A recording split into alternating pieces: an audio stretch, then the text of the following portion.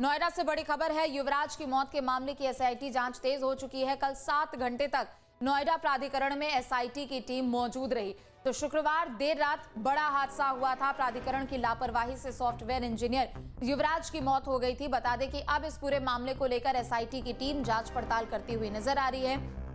कल 7 घंटे तक प्राधिकरण में ही एसआईटी की टीम मौजूद रही। आज भी अधिकारियों से पूछताछ कर सकती है एसआईटी। सूत्रों के हवाले से ये बड़ी जानकारी आपको दे दे। बता दें कि कल दमकल कर्मियों की भूमिका के बारे में पूछताछ हुई थी। शिकायत पर संज्ञान नहीं लेने के मामले में जवाब मांगा गया है। फॉरेंसिक जांच के लिए कार भेजी गई है। तो बड़ी खबर नोएडा से आपको बता दें, सॉफ्टवेयर इंजीनियर युवराज की मौत के मामले में जांच तेज हो चुकी है। एसआईटी जांच लगातार जारी है और आज दूसरा दिन है, यानी कल 7 घंटे तक नोएडा प्राधिकरण में ही टीम मौजूद रही। अधिकारियों से आज पूछताछ भी की जा सकती है। बता दें कि कल दमकल कर्मियों की भूमिका के बारे में यहां पर सवाल जवाब किया गया था और कल यहां पर जब कड़ी मशक्कत के बाद कार निकाली गई तो फॉरेंसिक जांच के लिए अब इस कार को भेज दिया गया है। तो बड़ी खबर नोएडा से आपको बता रहे, शुक्रवार देर रात ये हादसा होता है और लापरवाही के कारण, किसी और की लापरवाही नहीं बल्कि प्राधिकरण के अधिकारियों की लापरवाही के कारण युवराज की मौत होती है।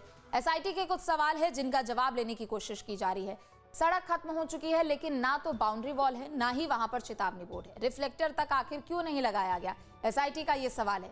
एसआईटी ने यह भी पूछा कि क्या ट्रैफिक सेल की जिम्मेदारी सिर्फ कागजों तक ही सीमित है या जमीनी स्तर पर कोई काम नहीं है उनके पास। सवाल यह भी किया गया कि सड़क सुरक्षा के नियमों की अनदेखी यहां पर क्यों की गई है। इसके अलावा सवाल यह भी है कि बिना चेतावनी सड़क का एंड जानलेवा बना है तो ऐसे में बोर्ड वहां पर क्यों नहीं लगाए गए। सवाल यह भी कि लापरवाही अगर नहीं इसे कहा जाए तो फिर क्या कहा जाए। क्योंकि लगातार यहां पर सवाल जवाब किए जा रहे हैं और कई सवाल है जिनका जवाब जानने की कोशिश की जा रही है।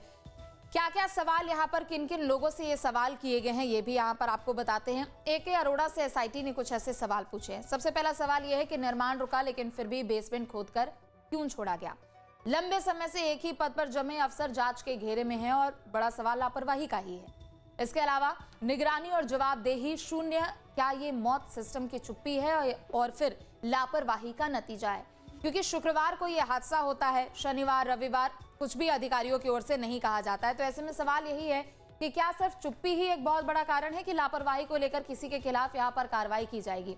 तो देखिए बड़ी खबर लगातार आपको बता रहे, नोएडा से युवराज की मौत के मामले में एक और बड़ी खबर आपको बता दें। बिल्डर अभय कुमार से आज पुलिस पूछताछ करेगी। जी हाँ, एक दिन की रिमांड पर है अभय। बिल्डर और प्राधिकरण के गठजोड़ पर भी यहां पर सवाल हो सकता है। तो एसआईटी एक तरफ जांच पड़ताल कर रही है लेकिन आज बिल्डर की भूमिका पर भी सवाल जवाब होने वाला है। बता दें कि एक दिन की पुलिस रिमांड पर है अभय, तो वहीं बिल्डर और प्राधिकरण के गठजोड़ पर भी खुलासा हो सकता है। तो बड़ी खबर आपको बता दें, बिल्डर अभय कुमार से आज पुलिस पूछताछ करने वाली है। एक दिन की पुलिस रिमांड पर है अभय। बिल्डर और प्राधिकरण के गठजोड़ पर भी खुलासा हो सकता है क्योंकि लापरवाही एक तरफ है लेकिन ये जो गड्ढा कई सालों पहले खोदा गया था उसको ढकने का काम क्यों नहीं किया गया, इस पर भी सवाल जवाब होंगे और खुलासे होंगे।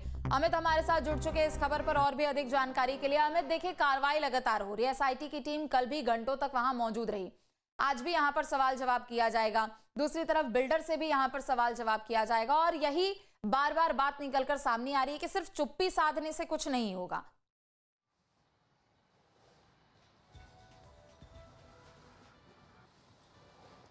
बिल्कुल, देखिए मामला काफ़ी गंभीर है। ना केवल इलाके के लोग बल्कि जनप्रतिनिधि, सांसद और विधायक के खत को नज़रअंदाज किया गया। कल हमारी सांसद से भी बात हुई, विधायक से भी बात हुई। दोनों ने कहा कि प्राधिकरण के अफसरों को पत्र लिखा लेकिन कार्रवाई नहीं हुई। शुक्रवार को घटना हुई, उसके बाद से नोएडा प्राधिकरण के CO, OSD, GM कोई अधिकारी घटनास्थल पर जायजा लेने के लिए नहीं गया। मुख्यमंत्री द्वारा जब आदेश दिए गए, CO को हटाया गया, एक JI पर कार्रवाई हुई और SIT का गठन हुआ। उसके बाद अधिकारी कल हरकत में दिखे, पूरे सेक्टर 150 के इलाके को चमकाते हुए दिखे। एसआईटी के पहुंचने के पहले जितनी भी वहां खामियां थी उनको दूर करने की कवायद में तमाम जो अफसर हैं वो लगे रहे। जैसे ही एसआईटी की टीम 12 बजे के आसपास नोएडा प्राधिकरण के दफ्तर पहुंची तो हड़कंप की स्थिति। सभी संबंधित विभागों को इस मामले की जांच के लिए सवाल जवाब किए गए। ACO सतीश पाल की बात की जाए तो ACO सतीश पाल के पास ट्रैफिक सेल के साथ साथ भूखंड विभाग और कई महत्वपूर्ण विभाग है, उनकी जिम्मेदारी भी बनती थी इस पूरे मामले का संज्ञान लेने के लिए। CO मौके पर नहीं गए थे। थे तो एसीओ मौके पर जा सकते थे, और एसीओ से भी हमने जब बातचीत की थी कैमरे पर तो उन्होंने सांसद और विधायक की चिट्ठी नहीं मिलने की बात कही, संज्ञान में नहीं होने की बात कही, तो इसी से गंभीरता समझ सकते हैं। तो कल भी एसआईटी ने ऐसे तमाम सवाल इन संबंधित अफसरों से पूछे कि वहां पर ट्रैफिक सेल की जो जिम्मेदारी थी वो काम पूरा क्यों नहीं हुआ, सिविल डिपार्टमेंट जिसकी जिम्मेदारी बनती है खासतौर पर नाले, सीवर, इन सब की सफाई करने को लेकर, वो काम वहां पर क्यों नहीं किया गया, और जो चिट्ठियां जनप्रतिनिधियों द्वारा दी गई या स्थानीय लोगों द्वारा आईजीआरएस पोर्टल के माध्यम से शिकायत की गई, उनका निस्तारण क्यों नहीं किया,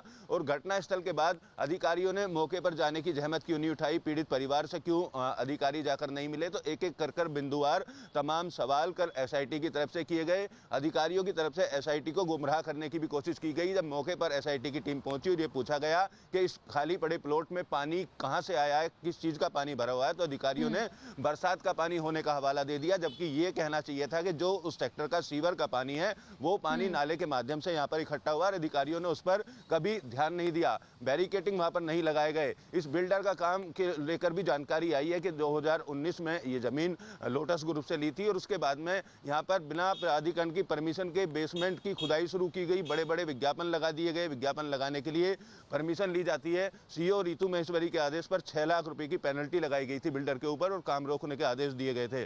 तो तब से ये निर्माण कार्य पूरी तरीके से बंद है। तो एक एक पहलू पर जहां एक तरफ पुलिस बिल्डर से पूछताछ कर रही है, बिल्डर द्वारा भी कोर्ट में और पुलिस को गुमराह करने की कोशिश की जा रही है। कल बताया गया कि प्राधिकरण द्वारा जुर्माना लगाया गया, और जुर्माना लगाने की वजह गलत पुलिस को बताई गई, जबकि बेसमेंट की खुदाई गलत तरीके से करना और वहां पर विज्ञापन लगाने पर वो जुर्माना लगाया गया था, लेकिन निर्माण कार्य को लेकर जुर्माना लगाने की जानकारी बिल्डर द्वारा पुलिस को दी गई। तो गुमराह करने की कोशिश जिस तरीके से हुई है उसी को लेकर पुलिस ने बिल्डर को रिमांड पर लिया है। बिल्डर का एक और पार्टनर बताया जा रहा है जिसकी गिरफ्तारी जल्द सुनिश्चित होगी। तो तमाम एंगल्स पर फिलहाल चौतरफा कार्रवाई देखी जा रही है। पुलिस बिल्डर के गठजोड़ को प्राधिकरण के किन अधिकारियों के साथ रहा, जमीन जब ये खरीदी गई लोटस ग्रुप से, बीच में किसी एक और बिचौलिए का नाम आ रहा है जो बीच में फाइनेंसर था, उसका भी नाम सामने आ रहा है। जमीन की खरीद फरोख्त में किस तरीके की वो घालमेल हुआ, किस तरीके से मिलीभगत रही, उन तमाम एंगल्स की भी जांच हो रही है। और नोएडा प्राधिकरण के अफसरों को लेकर अब राजनीतिक दल भी सामने आने लगे हैं, विपक्ष की तरफ से भी सवाल उठाए जा रहे हैं। राहुल गांधी ने भी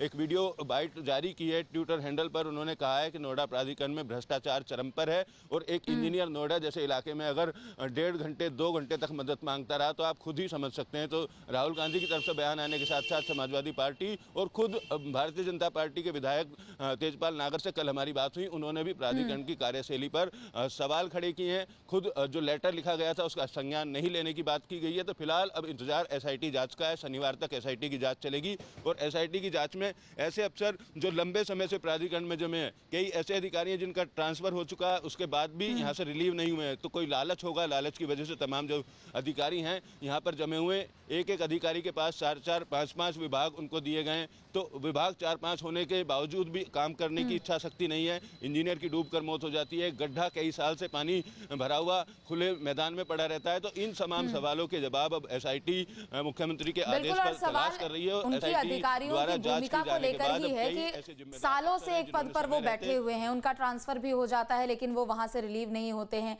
और जाहिर सी बात है कि जब शुक्रवार को ये हादसा हुआ, रविवार तक अधिकारियों की ओर से कोई जवाब नहीं दिया गया, तो लापरवाही को लेकर सवाल यहाँ पर खड़े होंगे। बहुत शुक्रिया अमित आपका तमाम जानकारी अपडेट के लिए।